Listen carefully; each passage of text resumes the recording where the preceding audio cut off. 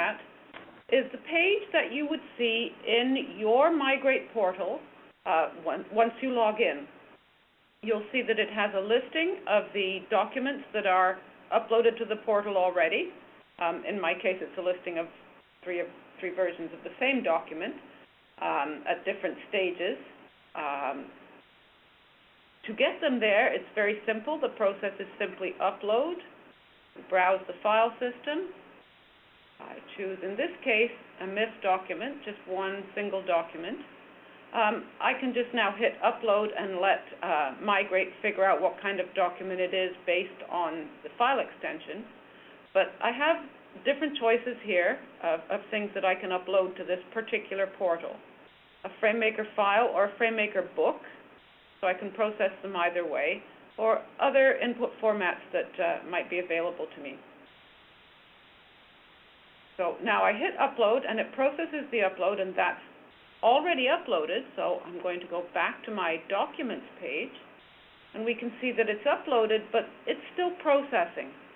And what's going on now while it's processing is that Migrate is taking the input, it's analyzing it, it's going to give us some statistics about it, going to look for any issues that we might need to think about. It's going to calculate how many credits it's going to cost us, how many of our prepaid credits that we have over here that we're going to need to pay.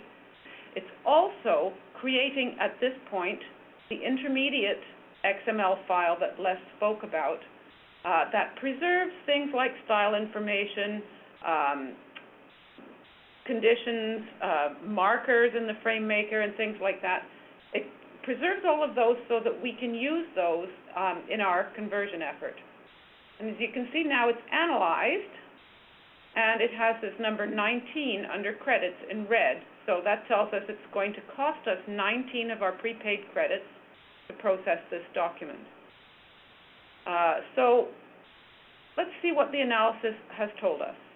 If we click on the file name, we'll go to the document details page. And here's the statistics. This is the number of characters.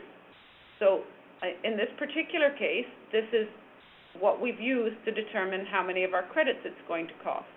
It's 1,000 characters per credit. So we have 19,000 characters. It will cost us 19 credits. It's also counted how many formulas it has in. These are FrameMaker equations. How many FrameMaker drawings. And it's got just some other statistics just for our information that aren't part of the charging. We can also just check an analysis report to see if there's any messages that we should be aware of about the input. Sometimes we get messages about the drawings or so on, how they're going to look in SVG when they're converted to SVG. Things like that we should be aware of before we go ahead and say, yes, I'm going to pay 19 credits to convert this. In this case, I have no messages at all, though. So I will go back to my documents page. And at this point, what I can do is I can select the document, and I can say, okay, there's no reason not to pay those 19 credits. So I click Accept Charges. Now my 19 has turned black, and my remaining credits is 19 fewer.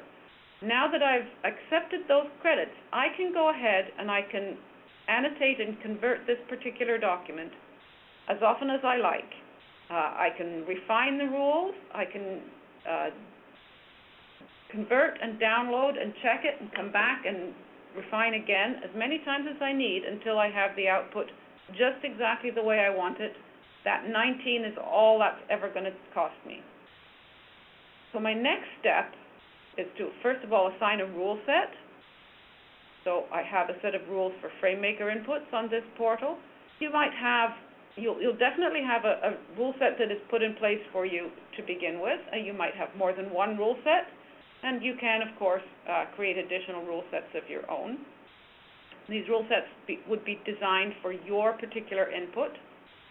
And we're going to go today to the DITA 1.2, and we're going to use a DITA map as opposed to a book map. So we have those two options on this portal.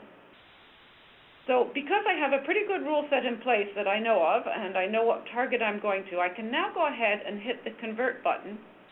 And what Migrate is doing now is it's taking my input document in the intermediate XML format that we've created, it's taken the rules that are in place, and it's taking the schema for DITA 1.2, and it is creating from those DITA output.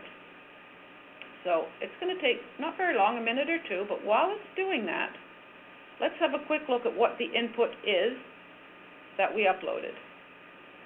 So what we've done here is we've created a document that is just an example of the sorts of things that you tend to find in technical documentation that wants to be converted. We've got some of the typical things in there. We've put some typical artifacts and some typical issues that we encounter. So, you know, we've got headings and so on. Chapters, we've got bulleted lists, we've got links, got various different typefaces. We have tables, this nice typographical conventions table.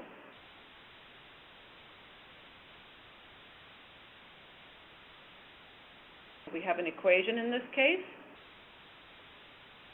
We have nested lists. We go to drawing. We put in some conditional text because that's a very common thing that we see in this type of documentation. Some of the issues that we sometimes see, especially when we've got documentation that's been around for a while, and when it was written, nobody had any thoughts at all of going to DITA. So we see some things that are challenging for a conversion. For example, many conversions, and including ours, does a lot of the work by mapping a paragraph style to a DITA element. So in this case, what we have, installing QuickTrace, this is clearly going to be a DITA task. And these are going to be steps. So we can tell that this particular paragraph, this starting with 1 here, is going to be a step, and its paragraph style is numbered 1. The second one, its paragraph style is numbered. So we can simply say, if a style is numbered 1 or numbered, let's make that a step. And that's going to do the trick as far as that goes. However, not always is there a clear one-to-one mapping of styles. So we have to be able to do something else. For example, within this step, we have something that is clearly going to need to be a choice. So we have click no or click yes. So these need to be choices. Their paragraph style is numbered cont. Okay? So, but if we say numbered cont, you're going to be a choice. What happens when we come down here where these things clearly need to be substeps? So we have to be able to draw a distinction between those two things. So that's one of our challenges. We have another challenge here too, in that the author here didn't actually make this a list and has actually typed in A dot and B dot. We're going to need to actually remove those from the output because the numbering and lettering will be generated on publication. So that's the kind of thing that we do tend to find. Some inline styling here that we need to look after. We need to make sure that these become UI controls, and this is a menu cascade.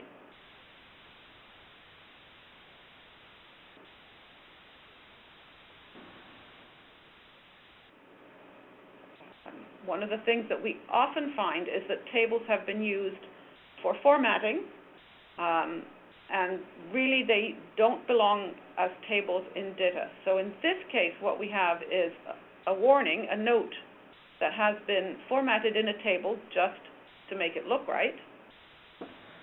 We're going to need to take that out of its table. Another thing that we will tend to see from time to time is that within one topic, we have more than one set of steps. Now, we can't actually have two procedures in one task in DITA, so we have to find a way to deal with that. So we could send it back to the author and say, rewrite this, but maybe there's a little easier way, so we'll look at that.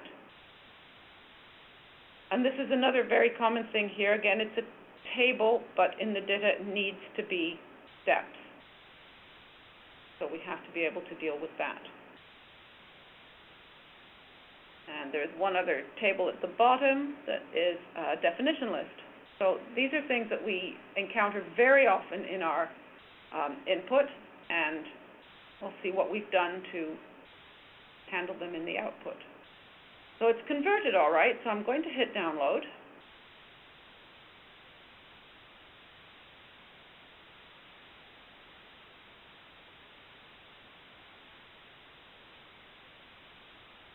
Save the file.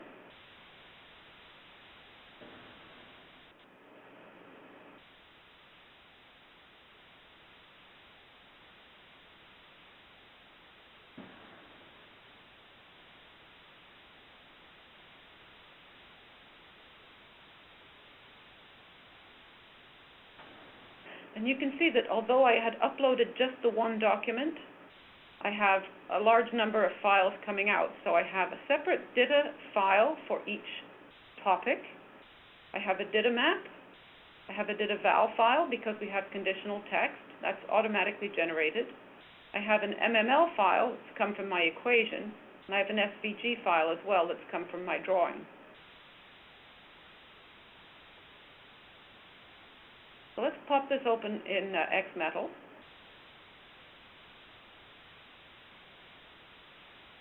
And here you can see the DITA map, the nice nested DITA map.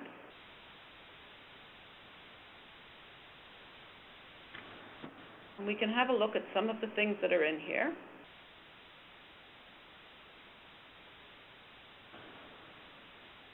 So one of the things that I'll notice as I'm checking through my output, I'm looking for things that maybe I've missed in my rules. And one of the things I'm going to notice, because I did this on purpose to notice it, is that in my input, Quick Trace, Bird's Eye Debugging Tools, and ICE Plus were bolded, and they're not bolded in the output.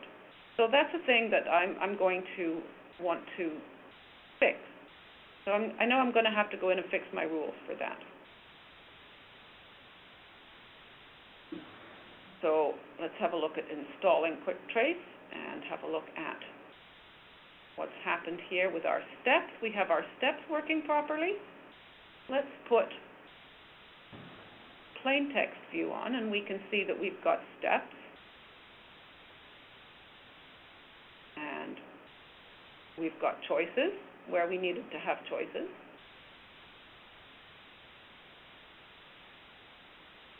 And we have sub-steps where we needed to have sub-steps. And we have actually managed to get rid of the hard-coded lettering as well.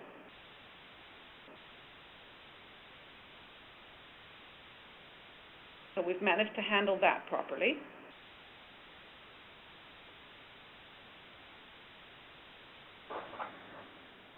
Let's have a look at our first table. Our table is gone.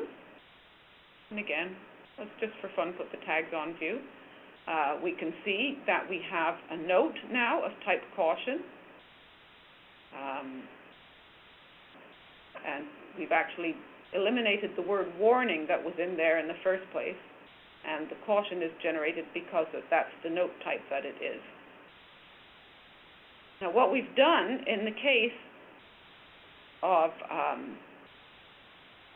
the topic with more than one task,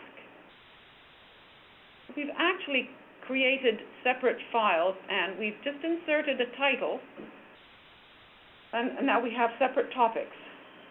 What this will do, it will allow us then, as part of our cleanup, we don't have to go and rewrite the whole topic. We can simply come in and give it a proper title and put the proper title into the DITA map, and we'll have what we need much more easily. And again, I'm just going to show you again, we have a definition list here where we had a table before, and that's done with one rule. So that's quickly what the output looks like, but I must go back here quickly, and we must have a look at the rules editor to see how we got these rules and how we can go ahead and fix the rule that we want to fix. So I hit the Edit Rules button here, and what happens now is that Migrate is taking our intermediate format and our rules that we have in place.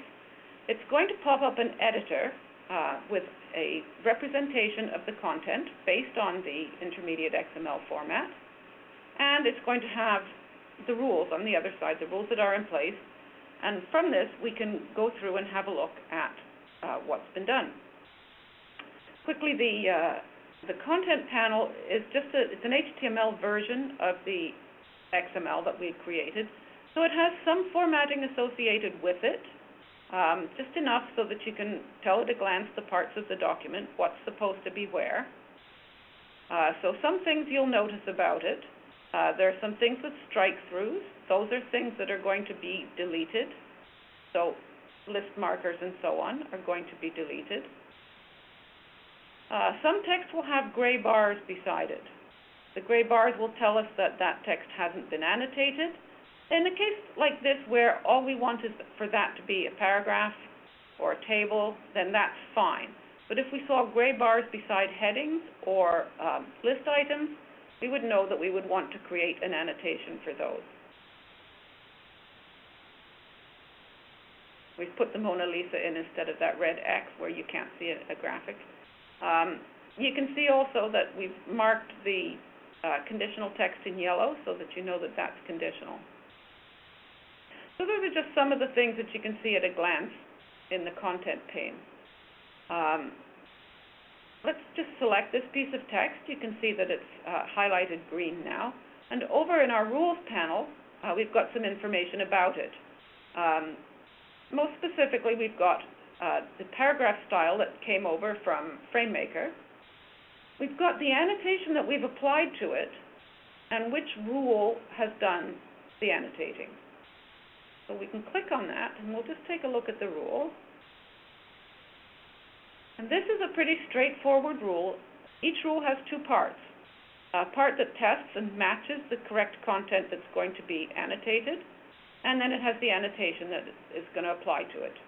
So in this case, we've just said any paragraph where the paragraph style is title, we're going to annotate it as the title of a map. So that's what this rule does. That's pretty straightforward. Now, I really only can have one map title, so just to be sure that I don't have more than one paragraph that is styled as title, I click the Find button, and I can see I have a green bar beside every place that this rule has matched. And as I scroll down, I see that it hasn't matched anywhere else. So that's important for me to know. So that's a pretty straightforward rule. We have some more complicated rules, and let's just go very quickly, and we can have a quick look at the kind of rule that we needed to use to get this to be a sub-step and to eliminate the hard-coded lettering. So again, we see its style name is there, and we see the annotations. So the annotation is step ordered command level 2, so that means it's going to nest inside a higher level step. And here's our rule that does all of this. So the test part of it, it's a paragraph, so we've matched the style, and then we look at the content, and we've matched the content. And we've used a regular expression to say, okay, it's going to begin with a lowercase letter, followed by a dot. And that's one part. And then everything that comes after is another part. So then we've given it two annotations. We've made it a command in a step of nesting level 2, which means if there's a step of nesting level 1 open above it, it'll become a sub-step. And then what we've done is we've done replace string. So we've said the part 1 and part 2 that are there that we've identified, we're only going to output part 2. So the A dot and B dot are gone. So you can see that we can get quite complex and quite sophisticated with our rules. We can do groups of tests. We can say sum of. Then within that, we can test on the styles, the properties, so whether it's bold or italic or the line height or things like that. Attributes might include things like conditions. We can test on the content. We can test to see whether it's been annotated already by another rule. We can test to see whether it's contained in something that has been annotated, or whether it contains something that's been annotated. And we can actually test based on context as well. So, though the bulk of the work is done by simple mappings of style, some of the more complicated rules do some of the things that will save us the most work in the end. So we can get very sophisticated if need be. Now, typically what we'll find that you'll end up having to do in your rules editor are pretty simple rules, like possibly adding a style. So let's say we have this list bulleted rule here. So perhaps you have another style in there that needs to be a bulleted list as well. You simply add a style to that list. And that's typically what most users find they have to add. Now let's do a new rule, a brand new rule, to match this bold text that we didn't see bold before. And I'm going to match based on the style name. The style name is bold, so we probably don't need any of those other properties, though we can use them if we need to. In this case, we probably don't. We're applying this to a span. As we can see, it's not the whole paragraph that's bold, it's just this little part. So I put in my annotation, s.bold, and you can see that I have a drop-down list, so that helps me get the annotation correct. I give the rule a name so I can find it when I need it. I add it. I save it. And now I'm going to go back here, and I'm going to convert again.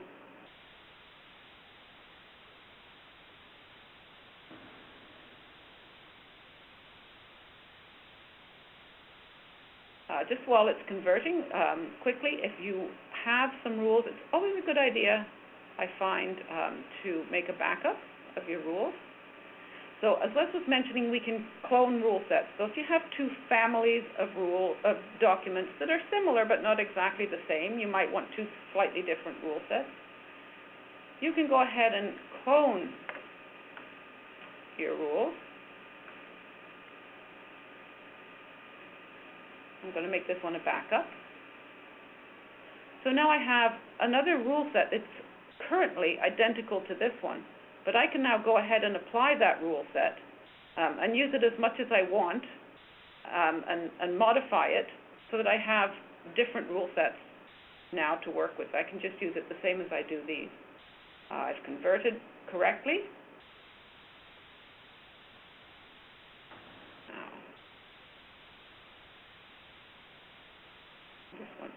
Make sure I open up the right. So preface was the one I needed. So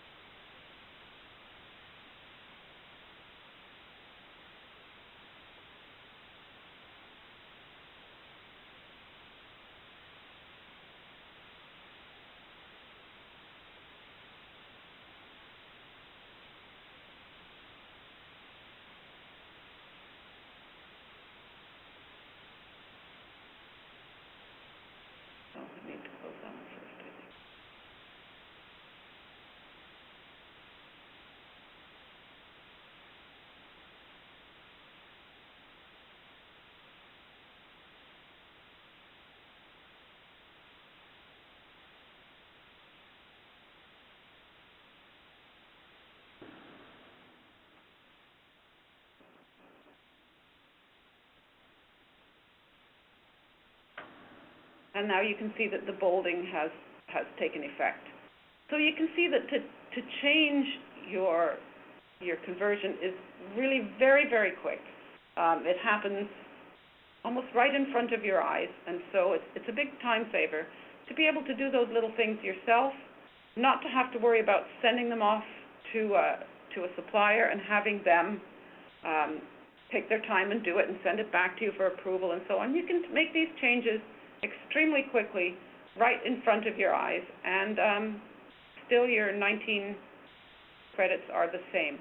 I need now to pass this back over to Les.